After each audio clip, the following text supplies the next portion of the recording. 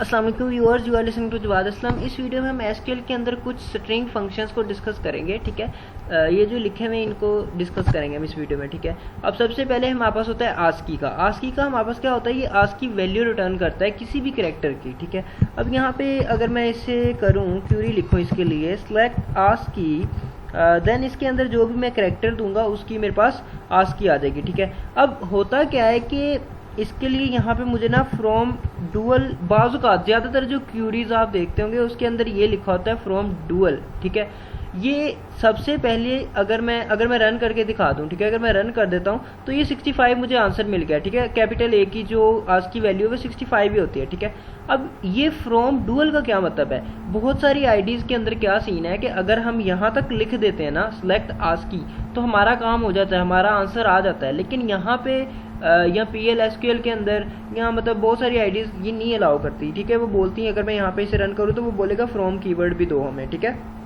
तो उसके लिए हमें यहाँ पे एक टेबल देना पड़ता है। ठीक है, अब ये डुअल हमारे पास है क्या, ये डुअल हमारे पास एक टेबल है सिंपल। ठीक है, अगर मैं इस डुअल को ही डिस्प्ले करवा दूं, अगर यहाँ पे मैं करता हूँ सेलेक्ट स्टैटिक फ्रॉम डुअल, तो डुअल एक टेबल है जिसके अंदर एक ही कॉलम है और उस कॉलम का नेम है डमी। ठीक है, और उसके अंदर एक्स स्टोर है। ठीक है, अब यही कॉलम है, सिंपल एक डुअल सिंपल सा टेबल है। अब यार होता क्या है कि अगर मैं मैंने यहाँ पे जिस तरह लिखा, मैंने क्या लिखा था, मैंने लिखा था सेलेक्ट आस्की और देन मैंने यहाँ पे ए लिखा। ठीक है, और यहाँ पे फ्रॉम डुअल, तो इसने मुझे सिर्फ एक ही दफ़ा आंसर दिया है। ठीक है, एक दफ़ा आंसर आ गया। लेकिन अगर मैं क्या करता हूँ कि फॉर एग्जांपल मेरे पास कोई टेबल है, यहाँ पे मैं अगर वो डिस्प्ले करवा दूँ सेलेक्ट स्टैटिक फ्रॉम ऑर्डर 1 नाम से मेरे पास एक टेबल है यहाँ पे मौजूद। ठीक है, अगर मैं इस टेबल को डिस्प्ले करवा दूँ तो इसके अंदर 3 टपल्स हैं। अगर यहाँ पे मैं आस्की, ठीक है, और यहाँ पे मैं जो है वो आस्की और यहाँ पे मैं जो है वो कैपिटल ए लिखता हूँ ना, तो अब ये मुझे आंसर 3 दफ़ा देगा।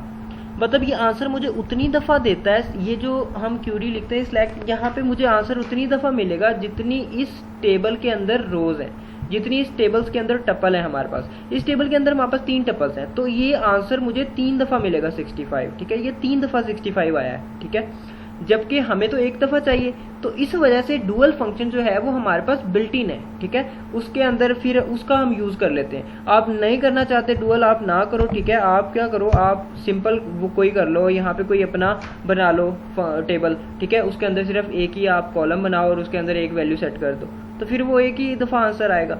ठीक है, अच्छा जो भी है। अब अगर मैं क्या करता हूँ कि अगर यहाँ पे मैं फॉर एग्जांपल जो मेरा ऑर्डर टेबल है, ऑर्डर 1 मेरा जो टेबल है, अगर मैं उसका कोई एट्रीब्यूट इसके अंदर पास करता हूँ, ठीक है, तो फिर क्या होगा, अगर उसके अंदर फॉर एग्जांपल नेम का हमारे पास एट्रीब्यूट है, ठीक है, इसके अंदर नेम का अगर मैं एट्रीब्यूट पास करता हूँ, ठीक है, ऐसा ना यहाँ पे इसके अंदर ऑर्डर 1 का जो है नेम का एट्रीब्यूट, नेम का कॉलम, ये मैं पास करता हूँ, तो ये क्या करेगा कि इसका जो पहला लेटर है उसकी आस्की आएगी। मैंगो में से M की आ जाएगी, एप्पल में से A की, ऑरेंज में से O की, जो भी पहला लेटर है हमारा उसकी आस्की आ जाएगी। ठीक है, अब मैं रन करता हूँ इसे, तो 77, 65 और 111। ठीक है, तो ये हमारा आस्की का फंक्शन हो गया। अब नेक्स्ट फंक्शन है हमारा nchar का। अब nchar का फंक्शन इसका अपोजिट है। वो क्या करता है, जिस तरह ये फंक्शन जो है ये हमें आस्की वैल्यू देता है, वो हमें करेक्टर देता है गिवन आस्की पे। ठीक है, उसके अंदर हम आस्की दे देते हैं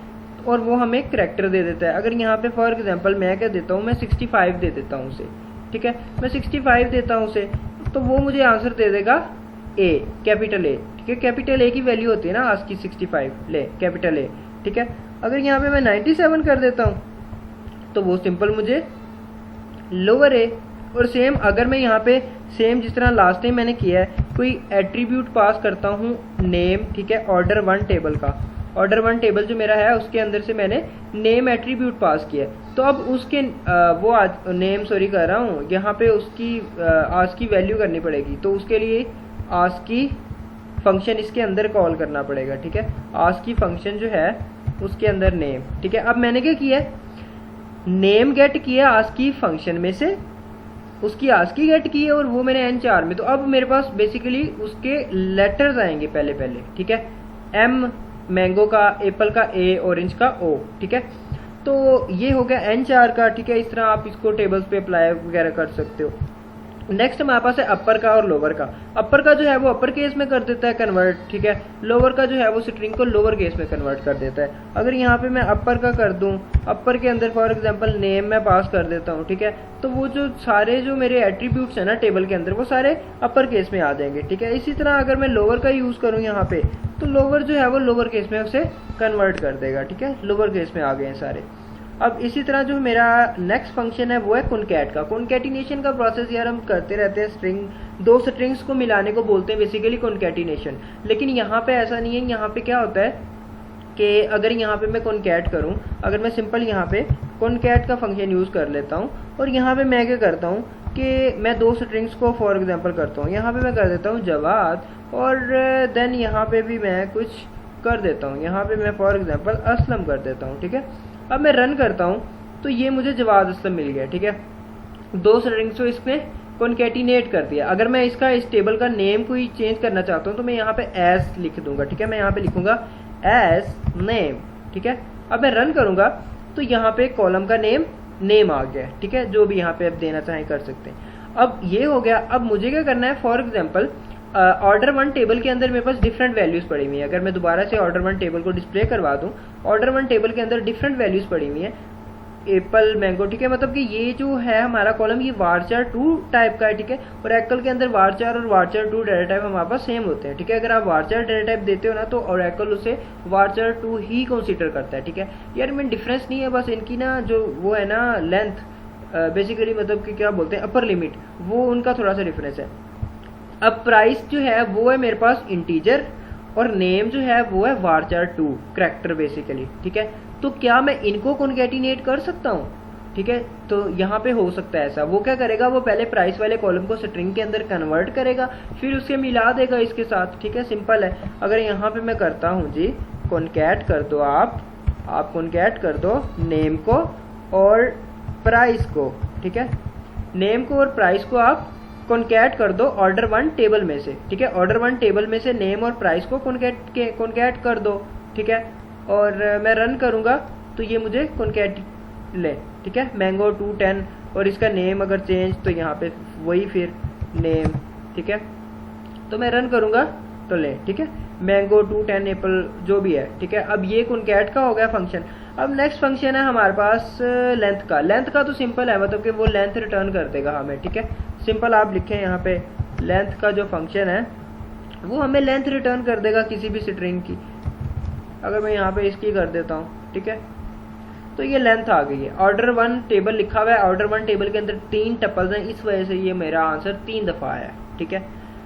अब अगर यहाँ पे मैं नेम कर देता हूँ, ठीक है, नेम एट्रीब्यूट उसका अगर मैं पास करता हूँ तो फिर क्या होगा, मैं रन करता हूँ तो 5 5 और 6, ठीक है, जो भी नेम्स लिखे हुए उसके अंदर उनकी, अगर मैं यहाँ पे प्राइस का टेबल पास करता हूँ तो फिर क्या होगा, प्राइस वो तो है ना इंटीजर टाइप का, तो ले उसकी भी लेंथ आ गई है, ठीक है।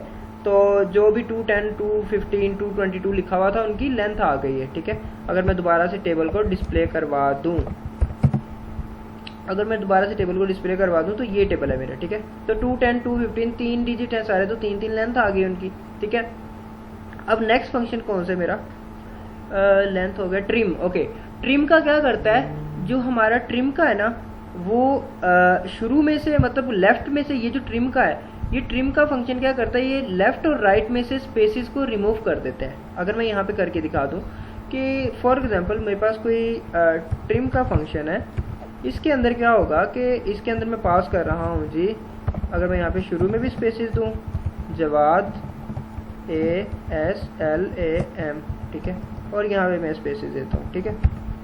तो अब यहाँ पे मुझे डुअल करना पड़ेगा क्योंकि मैं 3 दफ़ा नहीं आंसर लेना, मुझे एक ही दफ़ा लेना। ओके, अब ये क्या करेगा, ये शुरू वाली भी स्पेसिस उड़ा देगा, ये लास्ट वाली भी उड़ा देगा, लेकिन दरमियान वाली नहीं उड़ाएगा। मैं रन करके दिखा देता हूँ। ले, शुरू वाली भी उड़ गई है, लास्ट वाली भी, लेकिन दरमियान वाली स्पेसिस नहीं उड़ाए, ठीक है। ट्रिम का मतलब ये कि शुरू और लास्ट वाली मतलब लेफ्ट और राइट वाली स्पेसिस रिमूव कर दो। अब इसी तरह हमारे पास है एल ट्रिम का, ठीक है। एल ट्रिम का क्या करता है, वो सिर्फ लेफ्ट में से ये जो शुरू वाली स्पेसिस लेफ्ट वाली स्पेसिस है वो उड़ा देगा, ठीक है। मैं रन करता हूँ तो ले, अब आगे वाली है लेफ्ट वाली उड़ा दी है, ठीक है। इसी तरह हमारे पास नेक्स्ट कौन सा है, ये राइट का है, ठीक है। राइट का क्या करेगा, वो राइट में से उड़ा देगा। अगर मैं यहाँ पे राइट वाले को कॉल कर लूँ, ठीक है, राइट, तो वो ये वाली उड़ा देगा, राइट वाली और लेफ्ट वाली रहने देगा, ठीक है। तो ले, ठीक है, उसने राइट वाली उड़ा दी, लेफ्ट वाली स्पेसेस हमारे पास एज इट इज है। अब इसके अंदर भी सेम, इसको आप मतलब डिफरेंट उसमें कर सकते हो, टेबल्स पे अप्लाई कर सकते हो। ओके, अब नेक्स्ट है सब स्ट्रिंग। सब स्ट्रिंग क्या करता है कि वो हमें ना सब स्ट्रिंग रिटर्न करता है। अब यहाँ पे फॉर एग्जांपल सब स्ट्रिंग, अगर मैं यहाँ पे इसे कर लूँ, इसके अंदर ना हमें तीन चीज़ें, एक तो पहला जो इसके अंदर आर्गुमेंट होता है वो होता है हमारी स्ट्रिंग, जिससे हमें सब स्ट्रिंग गेट करनी है। सब स्ट्रिंग मतलब छोटी स्ट्रिंग, उसमें से कोई स्ट्रिंग। अब यहाँ पे फॉर एग्जांपल मैं क्या करता हूँ, फॉर एग्जांपल लिख देता हूँ माय नेम इज जवाद, ठीक है, ये कोई स्ट्रिंग है। अब यहाँ पे आप लिखते हो स्टार्टिंग इंडेक्स, ठीक है, कि कहाँ से आपने स्ट्रिंग जो है वो गेट करनी है। अब यहाँ पे मैं 1 लिखता हूँ और यहाँ पे मैं फॉर एग्जांपल लिख देता हूँ जी 10, ठीक है। तो अब इसका क्या मतलब है, इसका मतलब है कि 1 से स्टार्ट करो। यहाँ पे जो इंडेक्स है ना स्ट्रिंग का, वो 1 से स्टार्ट होता है, 0 से नहीं होता। यहाँ पे m का जो इंडेक्स है वो 1 है, y का 2 है, ये स्पेस का इंडेक्स जो है वो 3 है, ठीक है। स्पेस भी हमारे पास एक करैक्टर होता है। ओके, अब m 1 है, 1 से लेके ये 10 मैंने यहाँ पे लेंथ दी है उसे, ठीक है। इसे बोलते हैं स्टार्टिंग पॉइंट के 1 इंडेक्स से स्टार्ट करो, और इसे बोलते हैं आप लेंथ, ठीक है, यहाँ तक आप प्रिंट करवाओ। अब जो भी जहाँ तक 10 इंडेक्स होगा वहाँ तक इसका वो सब स्ट्रिंग इसका आंसर आ जाएगा। माय नेम इज तक है जी हमारा 10। अगर मैं यहाँ पे 12 कर देता हूँ तो फिर जे आ गया, ठीक है। तो मतलब 12 तक यहाँ तक आते हैं। ओके, अब यहाँ पे क्या कर सकते हो आप, जो भी स्ट्रिंग आपकी लिखी होती है ना, अगर यहाँ पे m का इंडेक्स है ना 1, तो यहाँ पे इस स्ट्रिंग में d का इंडेक्स जो है ना वो -1 भी होगा, d का इंडेक्स -1 होगा, ठीक है। अगर हम वो करते हैं फॉर एग्जांपल मैं क्या करता हूँ, मैं इसे अगर रिवर्स में करना चाहूँ, अगर मैं इसे रिवर्स में करता हूँ, अगर फॉर एग्जांपल मैं क्या करता हूँ जी मैं -1 लिखता हूँ, तो ये क्या करेगा, ठीक है। तो ये क्या करेगा कि -1 में सिर्फ d हमें आ जाएगा। मैं रन करता हूँ तो d आ गया। अगर इसी तरह मैं -2 करता हूँ तो d के साथ a भी आ जाएगा, ठीक है।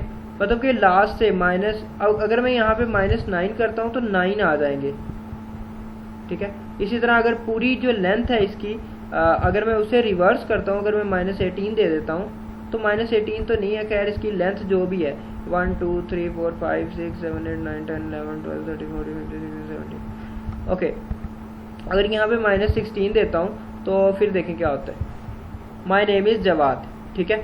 तो पूरी की मतलब जो लेंथ है उसे आप नेगेटिव में दो तो पूरी का पूरा आ जाएगा, ठीक है। लेकिन अगर लेंथ को मैं पॉजिटिव में दूं तो फिर ऐसा नहीं होना, फिर इसने 16th वाला जो लास्ट वाला हमारा बेसिकली होगा वो आ जाएगा, ठीक है। डी हमारा 16 इंडेक्स है वो आ गया।